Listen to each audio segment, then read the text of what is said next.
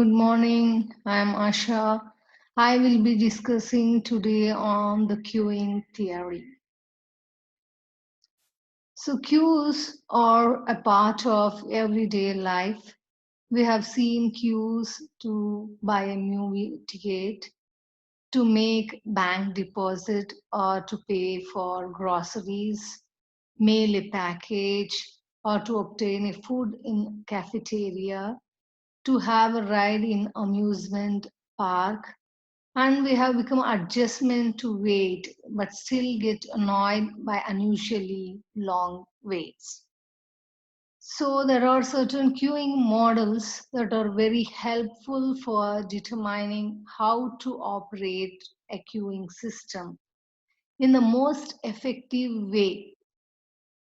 If too much service capacity to operate the system involves excessive cost, the models enables us finding an appropriate balance between the cost of service and the amount of waiting. So before going through the queuing problems, we'll first go through some of the definitions that are used in queuing system. First is the queue length.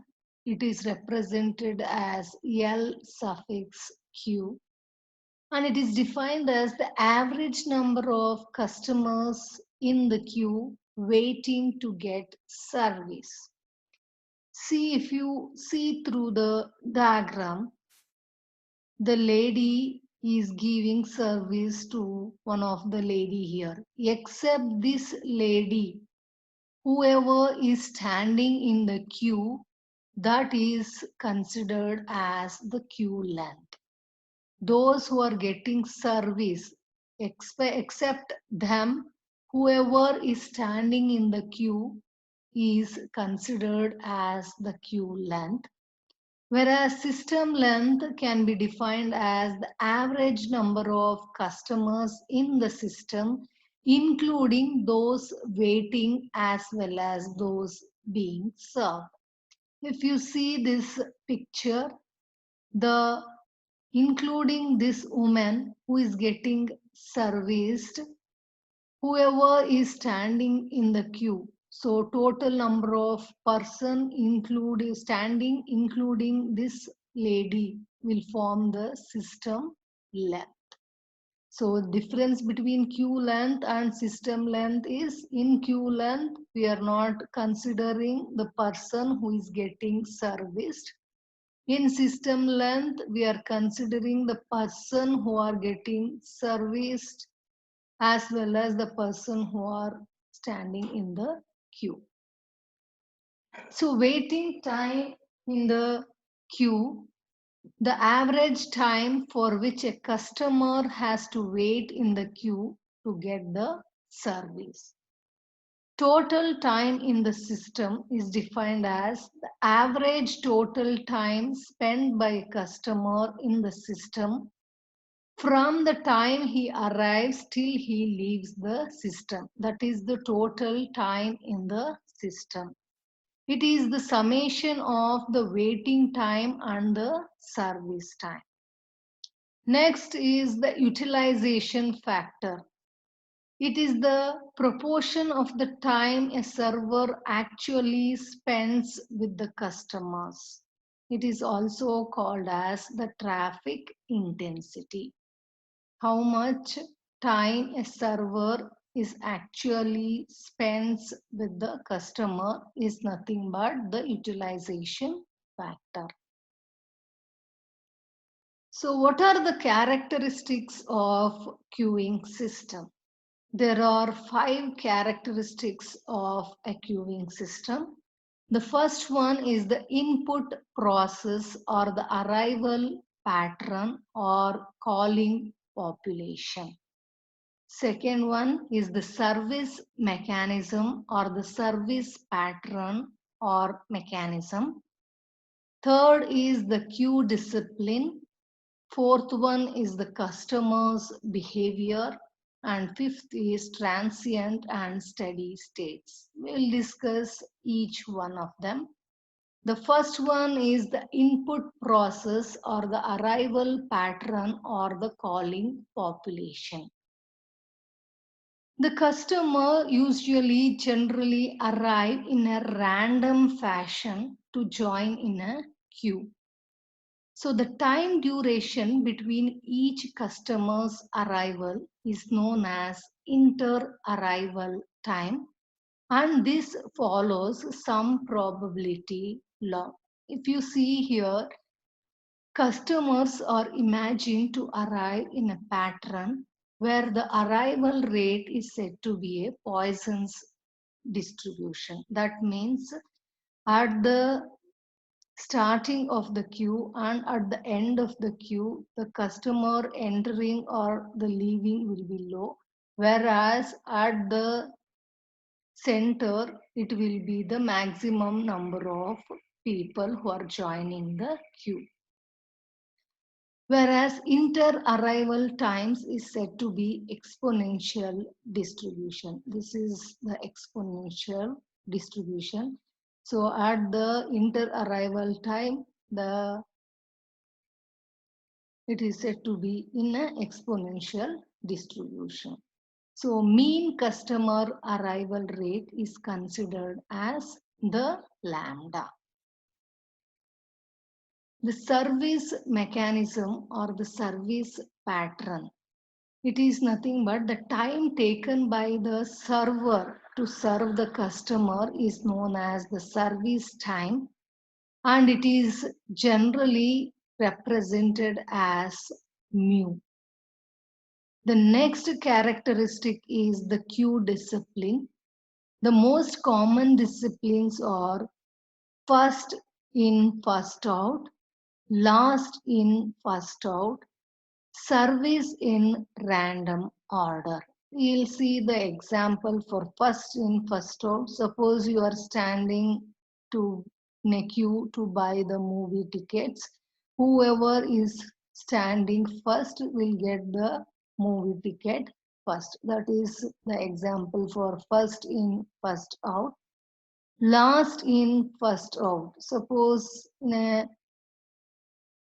a container you will be stacking the balls, so whichever you stack at the last will be removed first. That is the meaning of last in, first out. In the pile of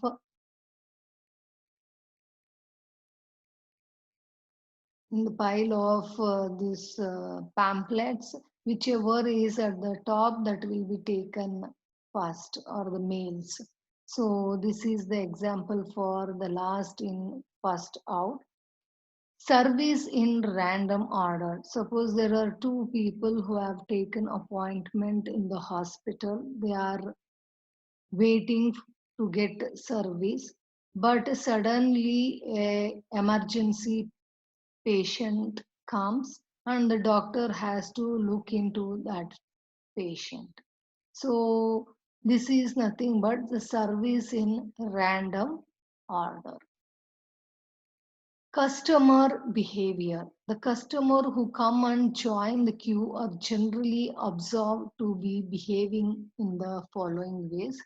The first one is balking. A customer leaving or quitting a queue because the queue is too long. Okay. And next is he doesn't have any time to wait, or he doesn't have sufficient space to wait. Next is reneging. A waiting customer leaving the queue because of impatience. He doesn't have patience to stand in the queue. Priorities. Customer being served on priority irrespective of their time of arrival. So you want to board the flight. So there are so many people standing, but she is announcing that people with disabilities should board the flight first. So this is based on the priorities. Jockeying, that is, the customer wants to shift or jockey from one queue to another. He thinks that the other queue is moving faster, so he is thinking of moving to the other queue. So that is nothing but jockeying. Capacity of the system, it is the maximum number of customers that can be accommodated in the queue. Transient and steady status. A system is said to be a transient state when its operating characteristics are dependent on time. When it is independent of time, then it is known as steady status or steady state. So Kendall notations for representing a queuing model. So in 1951, Kendall introduced a set of notation which have become standard in the queuing models.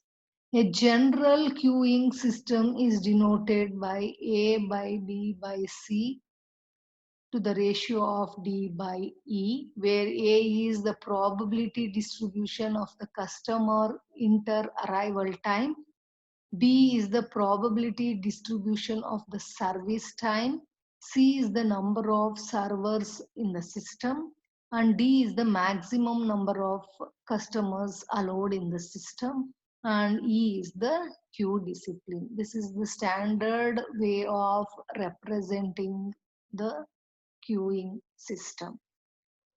That is a Kendall's notation of representing the queuing models.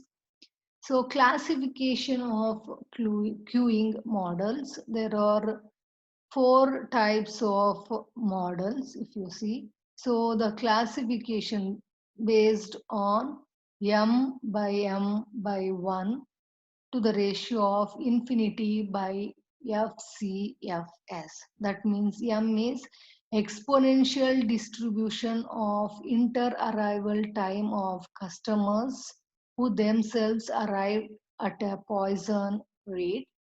Letter m is used due to Markovian property of exponential distribution. Here, the arrival rate follows the Poisson's distribution.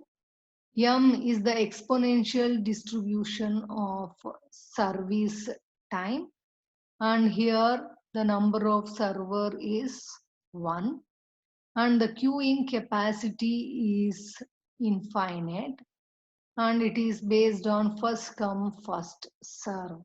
So this model is also known as the birth and the death model.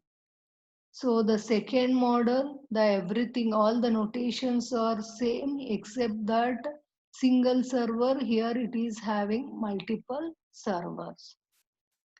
Third one, here n is the queue size is limited or it is finite. Next, fourth model is, here again it is limited number of queue size or finite number, and here instead of single server it is a multiple server. Although there are different types of models in queuing theory, we study only the first two, that is where we are having the queue size as the infinity and the number of servers will be equal to 1 and the multiple in our syllabus. So before going through the problems, understand the symbols used in the queuing theory. Lambda is the average number of customers arriving per unit time. It is also known as arrival time is represented as lambda. Mu is the average number of customers served per unit time, or it is also known as the service time, that is represented as mu, and k is the number of servers. So before going to the problem, go through these equations that are necessary to solve the problem. Thank you.